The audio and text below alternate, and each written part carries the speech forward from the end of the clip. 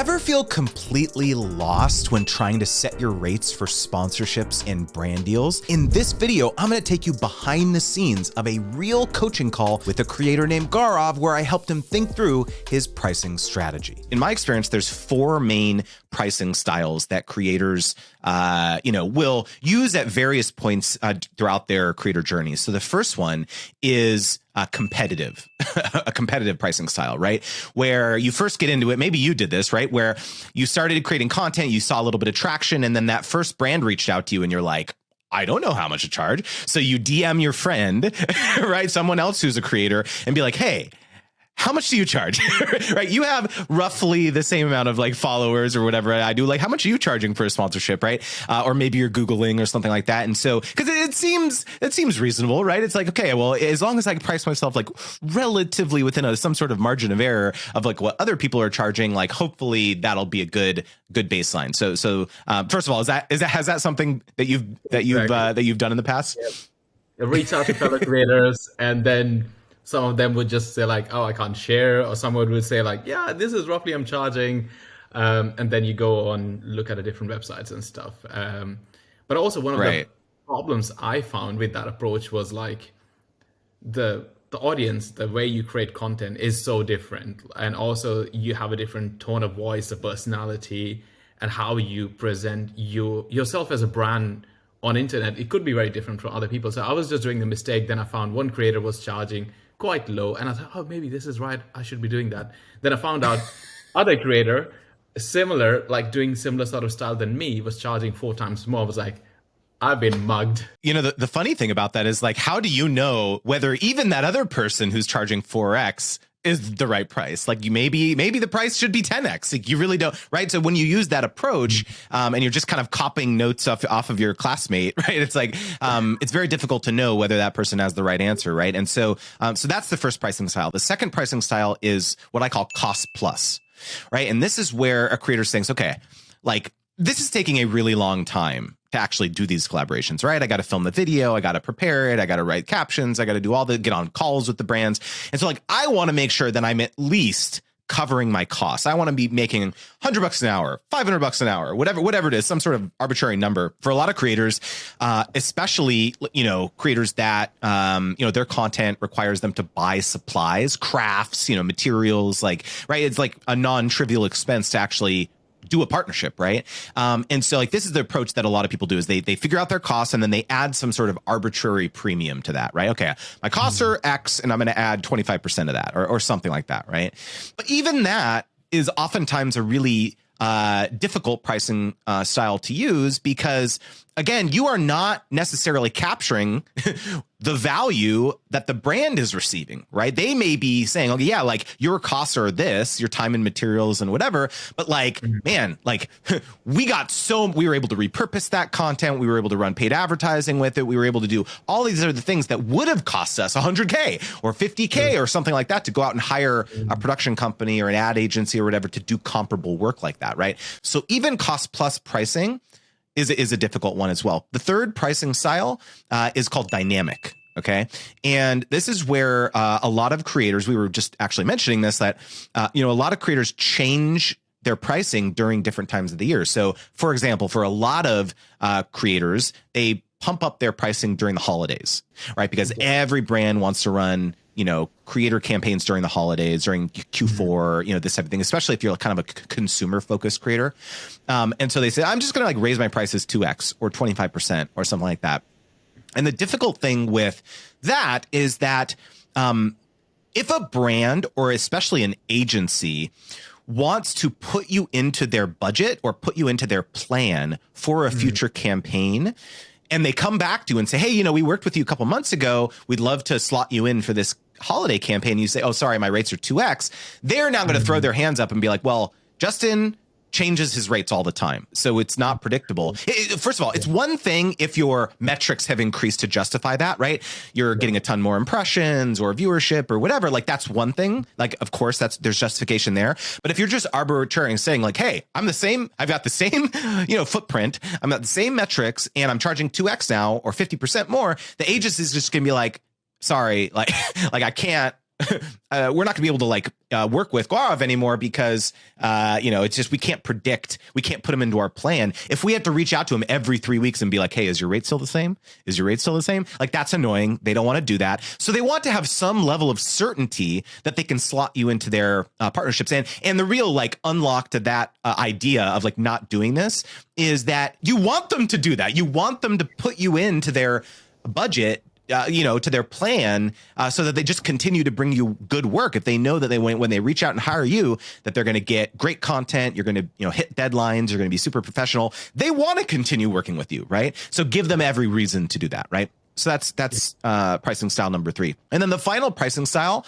is what's called merit-based. Okay, and this pricing style is based 100% on what the brand feels and believes a partnership with you is worth. And so we get into this topic. We talk about this a lot in my course, Brand Deal Wizard, which is understanding something called your BATNA. Okay. And a BATNA is your best alternative to a negotiated agreement. Both you and the brand has a BATNA. So for example, your BATNA is that, you know what, if I don't take this deal with this brand, then I have other revenue streams to fall back on, right? I've got affiliate marketing. I've got other brand partnerships. I've got, Patreon, whatever it is in your business. And so I don't need to feel pressured to take this deal if they're not offering a good amount, right? Yeah. Contrast that with the brand's BATNA, which is that, okay, if they didn't hire you, what are their alternatives? If their goal is, let's say, getting some great compelling content that they can repurpose, put it on their Instagram, put it on their website, use it for paid advertising. If they didn't hire you, they have to go out and hire a production company. They have to hire an ad agency, right? And so that's probably going to cost them tens of thousands of dollars, right?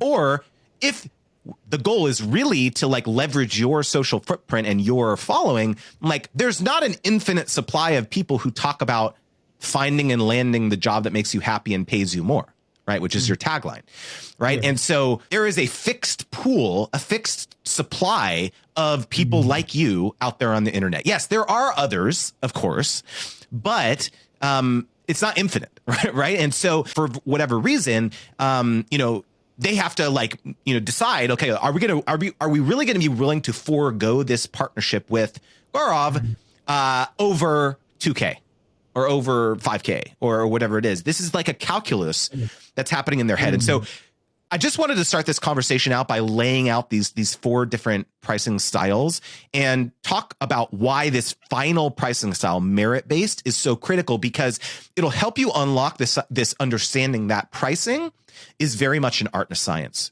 Every deal you do is going to be priced differently. Okay. So you may have a brand that comes to you for one TikTok or one Instagram carousel or reel or whatever like that. Yeah. For the same exact scope of work, the same exact terms, one carousel, one reel, whatever, you may charge another brand 2x or 3x because that is in alignment with their goal. And so I just wanted to quickly pause there. I know that was a lot. Any thoughts or response to all of that? No, I love the 4th one, and I love the used term BATNA. And I was also trying to think of I read that BATNA and ZOPA. So what is a zone of potential agreement with the brand, and what's your BATNA? So I really love that phrase, and the fact that you brought that in. And I've done deals where a brand paid me way more for the same execution versus a brand paid me way less. And I was able to identify that because when we got on a call, they said look, this is the best we can do. But if it doesn't work with you, I totally understand. But is there anything else you can slot in? Then I'll throw in the newsletter. Then I said, okay, fine. So in that way, just knowing what is that zone is really important, because the brand, which is probably I'm working with a brand which is doing a lot of work with the AI, they're more likely to pay me because they really want to get the voice out, versus a brand which is not in AI. They're not competing in that really growing market. They're more chill. So it's understanding also market trend and stuff like that. So yeah, that was really helpful. 100%. And one other really important piece of advice that I have that's going to massively improve your negotiation leverage is trying to get on a call as often as quickly as possible at the outset of a conversation, because one little kind of hacky trick, not even a trick, it's just like good business, is like you get on a call, you ask all these questions you're talking about, you do your research, you look at their blogs, you look at their press releases, you look at their Instagram, whatever it is, you get an understanding of like what their focuses are for this year. You get on the call and then you ask all these questions, and then at the very end, what happens, right? Typically they'll say something like, okay, give us a ballpark of how much you charge, right? They say something like that, like what's it going to be? Like one Instagram post, like what do you charge, right? And sometimes it feels kind of like you're getting backed into a corner, right? It's like, I don't know, $1,000, $2,000, right? It's like you just like blurt out a number because it feels very uncomfortable. And so here is my advice in those situations. I want you to do something very simple. Okay. When they ask you those questions about what is your price, what is your, how much you charge, what's your rates? And you can do this over email too, by the way, but it's a little bit easier over a call. You say, you do not say, what is your budget? Okay. That's what most creators do, is they say, tell me your budget, because what does that do? That backs the brand into a corner. They now feel like if they say our budget is $20K, how much do you think you're going to charge them for your proposal when you respond to them? It's going to be $20K, right? And so they're going to be like, oh, we have no wiggle room now because we said our number was $20K. And so that is why oftentimes they're coming back to you and saying, hey, well, you tell us, you tell us what the number is, right? And so instead of saying, what's your budget? You're going to say this. You're going to say, thank you so much for all this information. It was super helpful. Typically what I like to do is put together a comprehensive proposal that outlines all of the various ways that we can work together. Do you have a sense of, let's say, 3 tiers, what those 3 tiers would look like from a budget feasibility perspective? And then you shut up. You say nothing. You lean into the silence. And what does this do? Is they say, oh, okay, so we can actually give a range. We can say 5, 10, 15K. Or we can say 1, 2, 3K. We can say 50, 100, 150K, right? You never know what they're going to say. But what this allows them to do is have wiggle room to go with that lower range if the campaign structure develops as such that they need to slot you into that lower amount. So one of the things that I talk about a lot is that when a brand is reaching out to you, trying to, in this initial qualification phase where they're trying to ascertain whether they can even partner with you, is that they're also reaching out probably to 9 other creators, not just you, right? And so they have a budget of, let's say, 100K or 200, 500K, $1 million, whatever it is. And they're saying this $1 million or $500,000 has to stretch between all 10 of these creators. Okay. So roughly we're estimating that each creator is going to get, let's say it's 500K, 10 creators, 50K per creator. Like roughly that's what we're looking for, some, like, let's say, macro creators. And so what ends up happening is they reach out to all 10 of the people. 4 people don't get back to them, right, at all. They ghost them, right? Of the 6 people that do respond, let's say 3 of the people are way too much. They're quoting 200K for the deliverables or something like that. And then the remaining 3 that do seem feasible, they're quoting something that's, a little bit more realistic within that budget. And now they realize, like, okay, one person is quoting 150 and one person's quoting 50. So to be able to, like, get this to work with the remaining budget that we have left, we're going to have to go back and choose that lower tier that we quoted to Gaurav. So that's why it's so much better to allow them to give you a range for these proposals that you're putting together, because it'll be easier for them to, what I like to say, Tetris you into their plan, right? They just have to figure out how they can make it work. In my experience, about 75% of the time when you ask that, they will tell you. I've done this across hundreds of conversations. And the remaining 25% of the time, when you ask them that question, they're going to be like, no, you tell us. We don't know. We don't know yet. You tell us. Right. And so at that point, that is when you say, okay, no worries. I'll let you know. And then you go back and you put together your proposal. And what I like to say is with your packages, package 1 has to be your hell yeah number, which means If the brand said, hey, let's go with package 1, sounds good, you're not going to be like, oh my God, now I actually have to do this partnership.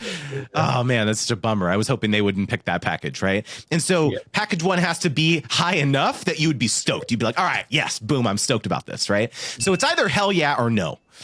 So that's like kind of the remaining, that's kind of the approach on the remaining 25%. This was just a small taste of my full coaching call with Gaurav. So watch this video to check out the full conversation.